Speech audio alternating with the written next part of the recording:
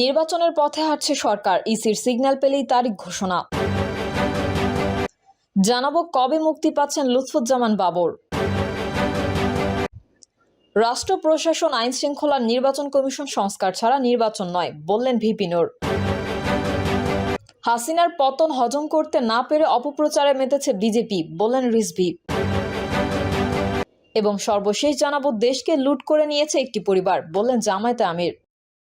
এতক্ষণ শুনছিলেন সংবাদ শিরোনাম, এবারে বিস্তারিত। তবে তার আগে অনুরোধ থাকবে আমাদের চ্যানেলটি সাবস্ক্রাইব করে বেল আইকনটি ক্লিক করুন।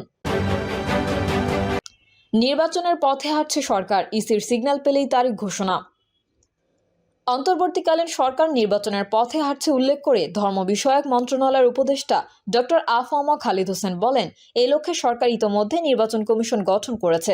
কমিশন ভোটার তালিকা হালনাগাদ সহ নির্বাচনের সার্বিক প্রস্তুতি সম্পন্ন করে সরকারকে সবুজ সংকেত দিলে প্রধান উপদেষ্টা নির্বাচনের তারিখ ঘোষণা করবেন। আফম খালিদ হোসেন বলেন, এই নির্বাচনের মাধ্যমে একজন ভোটার তার পছন্দের প্রার্থীকে ভোট দেওয়ার স্বাধীনতা পাবে। একটি অবাধ, সুষ্ঠু ও নিরপেক্ষ নির্বাচন জাতিকে উপহার দেওয়ার প্রতিশ্রুতিবদ্ধ অন্তর্বর্তীকালীন সরকার। এই সরকার ক্ষমতা ধরে রাখতে চায় না এবং ক্ষমতা ধরে রাখার দায়িত্বও নেয়নি। নির্বাচনের মাধ্যমে যারা বিজয়ী হবে তারা সরকার গঠন করবে। নির্বাচিত সরকারের কাছে অন্তর্বর্তী সরকার দায়িত্ব হস্তান্তর করবে। ধর্ম উপদেষ্টা বলেন, সাম্প্রতিক সময়ে একটি গোষ্ঠী রাষ্ট্রের শান্তি শৃঙ্খলা বিনষ্টের চক্রান্ত করছে। তাদের কোনো চক্রান্ত সরকার সফল হতে দেবে না। যারা রাষ্ট্রের শান্তি শৃঙ্খলা নষ্ট করতে চায় তাদের কোনো ছাড় দেওয়া হবে না। প্রচলিত আইনে তাদেরকে বিচারের মুখোমুখি হতে হবে। অন্তর্বর্তীকালীন সরকার জনগণের সরকার, সুতরাং এই সরকার জনগণের প্রত্যাশা পূরণে কাজ করবে। জনগণের মুখের ভাষা এই সরকার বুঝে এবং বুঝতে চেষ্টা করবে। তিনি আরো বলেন, গত 15 বছরে আওয়ামী লীগ গুণীজনদের সম্মান না দিয়ে দলীয় চোর ডাকাত, দুর্নীতিবাজ, সন্ত্রাসীদের গুণীজন সাজিয়ে রাষ্ট্রীয় সম্মাননা প্রদান করেছে। রাষ্ট্রের একজন গুণীজনও আওয়ামী লীগের শাসনামলে সম্মাননা পায়নি। কবে মুক্তি পাচ্ছেন লুৎফুজ্জামান বাবর? হাইকোর্টের রায়ে 21শে আগস্ট গ্রেনেড হামলার মামলায় বিএনপির ভারপ্রাপ্ত চেয়ারম্যান তারেক রহমানের সঙ্গে খালাস পেয়েছেন মৃত্যুদণ্ডপ্রাপ্ত সাবেক স্বরাষ্ট্র প্রতিমন্ত্রী লুৎফুজ্জামান বাবরও। এবার জনমনে প্রশ্ন উঠেছে, কবে মুক্তি পাচ্ছেন বাবর? তার উত্তরও মিলেছে ডিআইজি প্রিজন্সের কথায়। রোববার ঢাকা বিভাগের কারা উপমহাপরিদর্শক মোহাম্মদ জাহাঙ্গীর কবির জানান, সাবেক স্বরাষ্ট্র প্রতিমন্ত্রী লুৎফুজ্জামান বাবর 21শে আগস্ট গ্রেনেড হামলা মামলা থেকে খালাস পেলেও এখনই কারাগার থেকে বের হতে পারছে না। কারণ আরও কয়েকটি মামলায় সাজা ভোগ করছেন তিনি। মামলাগুলোর বিষয়ে তিনি বলেন, তার বিরুদ্ধে আরও 11টি মামলা রয়েছে। এই মামলাগুলোর মধ্যে 6টিতে সাজাপ্রাপ্ত আসামি তিনি। আরও 5টি মামলা বিচারাধীন। 21শে আগস্ট গ্রেনেড হামলার মামলায় তারেক রহমান ও বাবর সহ সব আসামিকে খালাস দিয়ে রোববার রায় ঘোষণা করেছেন হাইকোর্ট। বিএনপির ভারপ্রাপ্ত চেয়ারম্যান তারেক রহমান এই মুহূর্তে দেশের বাইরে অবস্থান করলেও সাবেক স্বরাষ্ট্র প্রতিমন্ত্রী লুৎফুজ্জামান বাবর কারাবন্দী আছেন ঢাকার কেরানীগঞ্জের কারাগারে।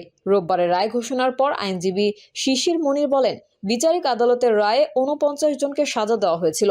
সাবেক স্বরাষ্ট্র প্রতিমন্ত্রী লুৎফুজ্জামান বাবর সহ 19 জনকে মৃত্যুদণ্ড, বিএনপির ভারপ্রাপ্ত চেয়ারম্যান তারেক রহমান সহ 19 জনকে যাবজ্জীবন এবং বাকিদের বিভিন্ন মেয়াদে কারাদণ্ড দেওয়া হয়। কিন্তু বিচারিক আদালতের বিচারটা আইনের ভিত্তিতে হয়নি। কোনো সাক্ষীর সঙ্গে কোনো সাক্ষীর বক্তব্যে মিল নেই। শোনা সাক্ষ্যের উপর ভিত্তি করে রায় দেওয়া হয়েছিল। এই জন্য যে সাজা দেওয়া হয়েছে তাকে অবৈধ বলেছেন হাইকোর্ট। সেই সঙ্গে খালাস দিয়েছেন সব আসামিকে। রায়ের প্রতিক্রিয়ায় সাবেক স্বরাষ্ট্র প্রতিমন্ত্রী লুৎফুজ্জামান বাবরের স্ত্রী তাহমিনা জামান জানিয়েছেন, তারা ন্যায় বিচার পেয়েছেন।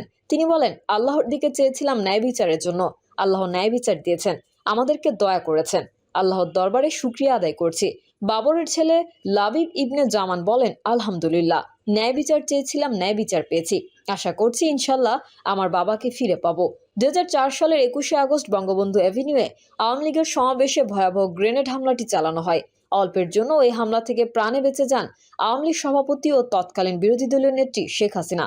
তবে হামলার আওয়ামী লীগের মহিলা বিষয়ক সম্পাদক, সাবেক রাষ্ট্রপতি প্রয়াত জিল্লুর রহমানের স্ত্রী আইভি রহমান সহ 24 জন নিহত হন। আহত হন দলের 3 শতাধিক নেতাকর্মী। ঘটনার পরদিন মতিঝিল থানায় হত্যা ও বিস্ফোরক দ্রব্য আইনে 2টি মামলা হয়। রাষ্ট্র প্রশাসন, আইন শৃঙ্খলা, নির্বাচন কমিশন সংস্কার ছাড়া নির্বাচন নয় বললেন ভিপি নূর। গণ অধিকার পরিষদের সভাপতি ও ডাকসুর সাবেক ভিপি নুরুল হক নূর বলেছেন, আগের রাষ্ট্র প্রশাসন, আইন শৃঙ্খলা, নির্বাচন কমিশন সংস্কার সহ জনগণের আকাঙ্ক্ষা পূর্ণ হওয়ার পরে নির্বাচনের কথা ভাবতে হবে। রবিবার গণ অধিকার পরিষদ পটুয়াখালী জেলা শাখা আয়োজিত জুলাই বিপ্লব ও নতুন বাংলাদেশ বিনির্মাণে জন আকাঙ্ক্ষার রাজনীতি শীর্ষক আলোচনা সভায় প্রধান অতিথির বক্তব্যে তিনি এসব কথা বলেন। ভিপি নূর বলেন, বর্তমান সরকার বাংলাদেশের ইতিহাসে সর্বোচ্চ জনসমর্থন পাওয়া সরকার। ডান, বাম, বিএনপি, জামাত সহ সব রাজনৈতিক দল এই সরকারকে সমর্থন দিয়েছে। অনেক জায়গায় সেনাবাহিনী ও আইন শৃঙ্খলা রক্ষাকারী বাহিনী চাঁদাবাজ মাফিয়াদের দমন করছে। তাদের ইনকাম বন্ধ হয়ে যাচ্ছে নিজেদের অবস্থান ধরে রাখতে। তারা দ্রুত নির্বাচন চায়, তাতে তড়িঘড়ি করে ক্ষমতায় বসে আবারও ফ্যাসিবাদ কায়েম করতে পারে। তিনি আরো বলেন, দ্রব্যমূল্য নিয়ন্ত্রণ হচ্ছে না, আইন শৃঙ্খলা পরিস্থিতির তেমন উন্নয়ন হয়নি, তাই জনগণের মধ্যে ক্ষোভ বাড়ছে। ফ্যাসিবাদ আবার আসতে না পারে এই ব্যাপারে বিএনপি, জামায়াত সহ আমাদের এক থাকতে হবে। ফ্যাসিবাদের বিষয়ে নজর দেওয়ার জন্য অন্তর্বর্তী সরকারের প্রতি আহ্বান জানান তিনি। হাসিনার পতন হজম করতে না পেরে অপপ্রচারে মেতেছে বিজেপি, বললেন রিজভী। শেখ হাসিনার পতন হজম করতে পারছে না ভারত সরকার, তাই অপপ্রচারে মেতেছে ভারতের ক্ষমতাসীন দল বিজেপি ও তার সহযোগীরা। ভারতের এই আচরণ বাংলাদেশের অভ্যন্তরীণ বিষয়ে হস্তক্ষেপ এবং স্বাধীনতা সার্বভৌমত্বের বিরুদ্ধে হুমকি বলে অভিযোগ করেছেন বিএনপির জ্যেষ্ঠ যুগ্ম মহাসচিব রুহুল কবির রিজভী। রিজভী বলেন, ছাত্র জনতার রক্তাক্ত অভ্যুত্থানের মুখে শেখ হাসিনা ভারতে পালিয়ে যাওয়ার পরে দেশের শান্তির অভাবনীয় এক স্বর্ণদ্বার উন্মোচিত হয়েছে। কিন্তু শেখ হাসিনার পতন হজম করতে পারছে না ভারত সরকার। অতিমাত্রায় দাদাগিরি করার ফলে ভারতের সঙ্গে তার প্রত্যেক প্রতিবেশীর সম্পর্ক তলানিতে। বিগত 15 বছর হাসিনাকে সামনে রেখে ভারত বাংলাদেশকে কার্যত দখল করে নেওয়ার চেষ্টা করেছিল।